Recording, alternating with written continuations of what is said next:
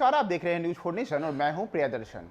बिहार में राजनीति बदल चुकी है। बिहार में सत्ता बदलने वाली है। मुख्यमंत्री नीतीश कुमार अब से कुछ देर के बाद राजभवन जाएंगे और राजभवन जाने के बाद वो अपना इस्तीफा सौंप सकते हैं या फिर भाजपा के मंत्रियों को बर्खास्त करेंगे। आखिर वो क्या करेंगे यह तो भविष्य के गर्त में है। लेकिन जदयू की जो आज बैठक हुई है, उस बैठक में नीतीश कुमार ने भाजपा के ऊपर क्या क्या आरोप लगाए हैं, इसे लेकर के हमारे सूत्रों के द्वारा जो जानकारी दी गई है वो बेहद गंभीर है। दरअसल आज जो जनता दल यूनाइटेड है उसने अपने 45 विधायकों और तमाम सांसदों की बैठक बुलाई थी। इस बैठक की अध्यक्षता स्वयं मुख्यमंत्री नीतीश कुमार ने किया। साथ ही इस बैठक में जो भाजपा के राष्ट्रीय अध्यक्ष ललन सिंह वो उपस्थित रहे, उपेंद्र कुशवाहा हैं वो रहे, उमेश कुशवाहा जो प्रदेश अध्यक्ष हैं वह भी रहे। इसके साथ तमाम बड़े नेता इस बैठक में शामिल रहे। तो इस बैठक में आखिर हुआ क्या और किन बातों पर मंथन हुआ? तो इसमें सबसे बड़ा मंथन यही था कि किस तरीके से भाजपा जनता दल यूनाइटेड को बिहार में एक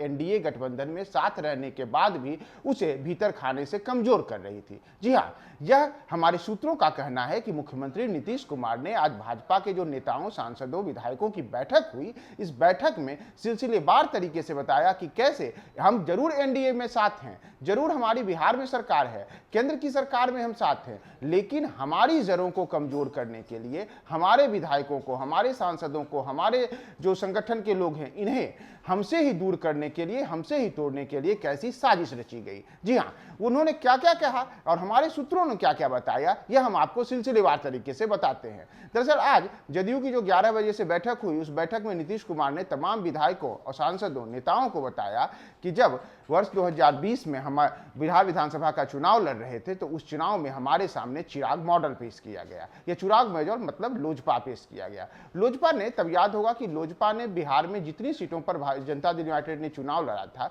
उन तमाम सीटों पर लोजपा ने अपने उम्मीदवार उतारे थे। उसका नतीजा हुआ कि कई तमाम सीटों पर जहां जहां जदयू और महागठबंधन के जो दल थे और साथ ही साथ लोजपा, इन तीनों के चुनाव लड़ने के कारण मुकाबला त्रिकोणीय हुआ और जो जनता दल यूनाइटेड है वो केवल 43 सीटों पर जीत में सिमट कर रह गई। और इसका सबसे बड़ा कारण माना गया कि लोजपा ने उसे कमजोर किया, यानी कि लोजपा ने जदयू के वोट को काटा, जिसका नतीजा रहा कि जदयू केवल 43 सीटों पर सिमट गई।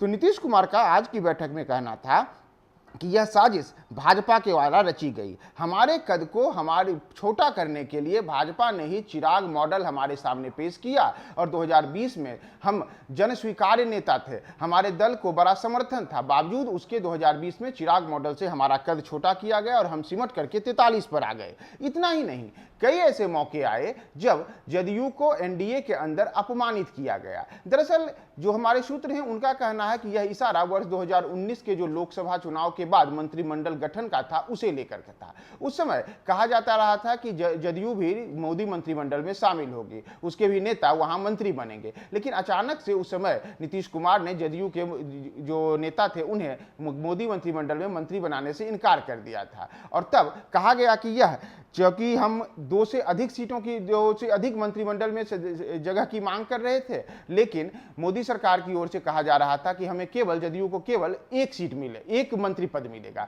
इसे लेकर के यानी कि जदयू को एक प्रकार से कद छोटा करने के साथ साथ उसे जदयू को केंद्रीय मंत्रिमंडल में जगह दे करके केवल एक सिंबॉलिक रहता और यह एक प्रकार से जदयू के लिए अपमान का घूंट पीना था। यानी कि जदयू को मंत्रिमंडल में शामिल करके अपमानित करने की यह साजिश थी। तो इस कारण से हमें एनडीए में अलग होने के लिए मजबूर होना पड़ा। इतना ही नहीं, यह भी कहा गया कि जदयू को तोड़ने की हाल के दिनों में साजिश हुई और इसे लेकर के आज ही जो नालंदा के सांसद हैं उन्होंने भी बड़ी बात कही और कौशलेंद्र ने कहा कि पार्टी को तोड़ने की साजिश भाजपा की ओर से रची गई और इसके सूत्रधार आरसीपी सिंह को बनाया गया। कहा गया कि जदयू की जो विधायक हैं उन्हें 6-6 करोड़ रुपए और मंत्री पद तक का भाजपा की ओर से ऑफर दिया गया। तो ये कुछ ऐसे आरोप हैं जो आज जदयू के जो बैठक हुई, इस बैठक के दौरान स्वयं नीतीश कुमार और तमाम जो बड़े नेता थे जदयू के, उन्होंने भाजपा के ऊपर से कथित रूप से लगाए हैं। तो देखना होगा कि आगे ये जो आरोप हैं, इन आरोपों के बाद अब जब